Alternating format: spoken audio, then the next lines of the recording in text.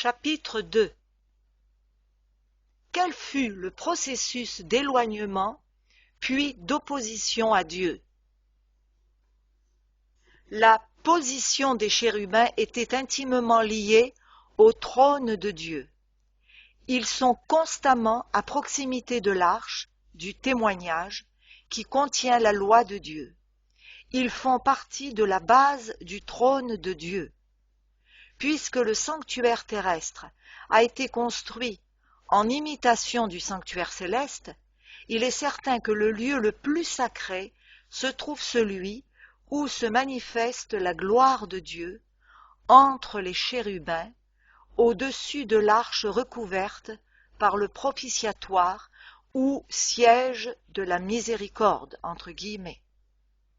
On conçoit alors facilement qu'une défection émanant de l'un des êtres commis à une fonction aussi sacrée soit des plus graves. Elle a un retentissement proportionné avec la nature même de cette fonction et de tous les privilèges qui s'y rapportent. Ces derniers ne peuvent être comparés avec ceux d'une fonction subalterne. Souvenons-nous de ce verset de l'Écriture, si important pour notre vie quotidienne, ouvrez les guillemets. La justice et l'équité sont la base de son trône, fermez les guillemets. Psaume 97, verset 2. L'esprit de prophétie affirme que nous ne pouvons réellement ni comprendre, ni expliquer l'origine du mal. L'expliquer serait le justifier, mais nous pouvons discerner le cheminement qu'il a suivi depuis le cœur de l'une des créatures les plus proches de Dieu. Ouvrez les guillemets. Parfaite en beauté et en sagesse, marchant dans les pierres de feu, les ailes déployées, fermez les guillemets. Tant de splendeur et de perfection éclataient chez Lucifer qu'il se prit à se regarder lui-même, oubliant qu'il tenait tout cela uniquement de la bonté de son Créateur, mais qu'il n'avait rien de tout cela en lui-même ou par sa propre vertu. Aujourd'hui, combien d'hommes comprennent que chacun de nous dépend de Dieu à chaque instant, pour chaque battement de cœur, pour l'exercice de chaque capacité spirituelle, morale ou physique.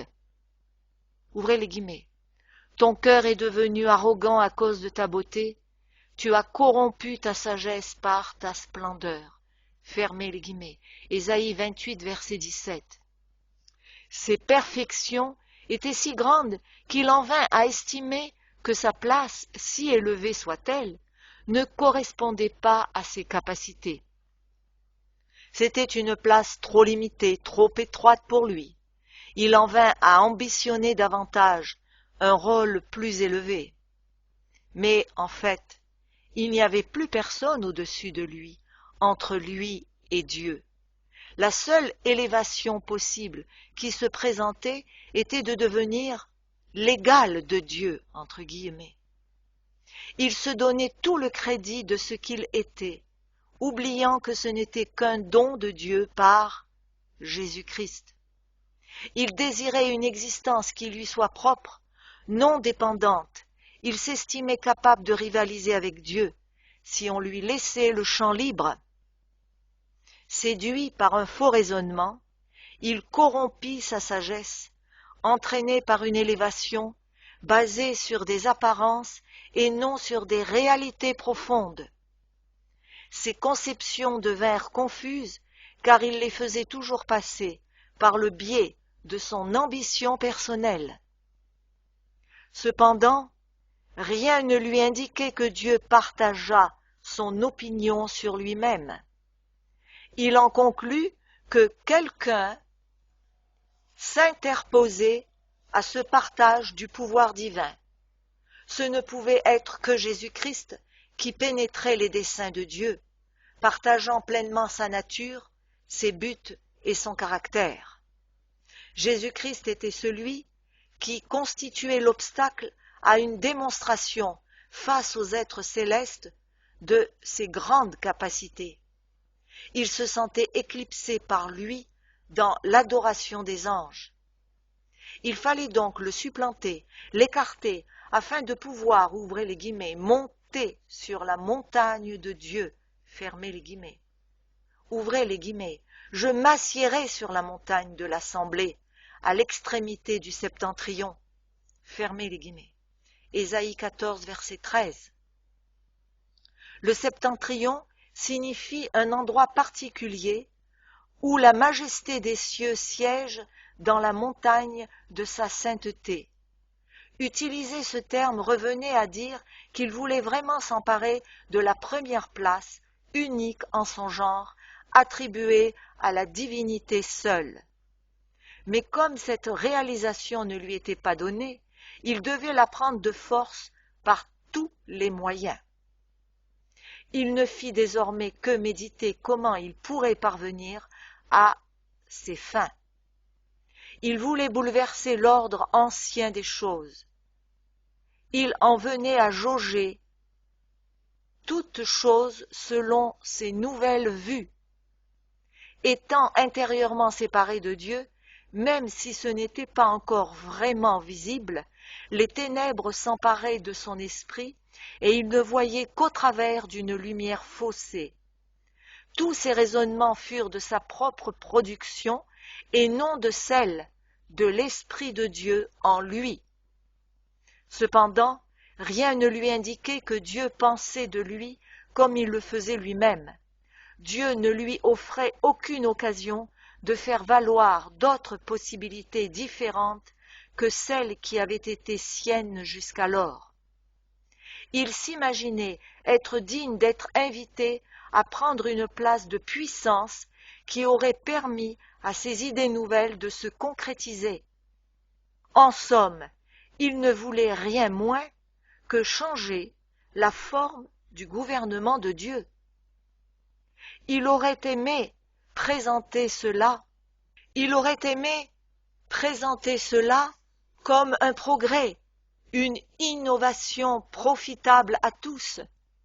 Il se proposait de réformer le gouvernement de Dieu. Mais pour cela, il aurait fallu changer la loi de Dieu. Et comme sa loi est l'expression de son caractère, ni sa loi ni son caractère ne peuvent changer, car Dieu est le même, hier, aujourd'hui, éternellement. Et il n'y a chez lui ni ombre de changement, ni variation. Le gouvernement de Dieu, fondé sur la vérité, la justice, le jugement ne peut être abandonné, si ce n'est pour donner place à un gouvernement basé sur des principes opposés. L'ambition égoïste et le moi. Ces derniers principes entraîneraient, comme il est évident de le concevoir, l'effondrement de l'univers lui-même. Pour nous qui vivons à la fin des 6 millénaires d'existence de notre Terre, il est devenu plus qu'évident qu'une tyrannie basée sur la force et non sur l'amour ne peut mener qu'à la souffrance et à la mort. Il n'y avait pas de situation intermédiaire.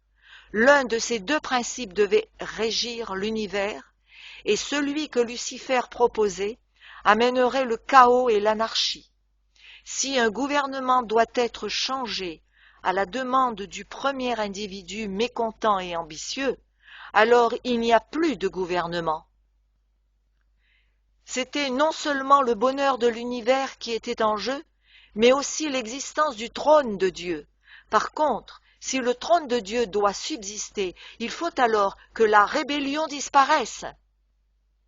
Il est probable que Lucifer n'avait pas prévu ces extrémités dès le début. Il n'avait pas compris le dessein éternel de Dieu en Jésus-Christ. Il s'imaginait travailler dans l'intérêt de tous, amenant une plus grande liberté de choix à chaque être créé. Sa séparation d'avec Dieu le rendait incapable de comprendre l'aboutissement de ses actions.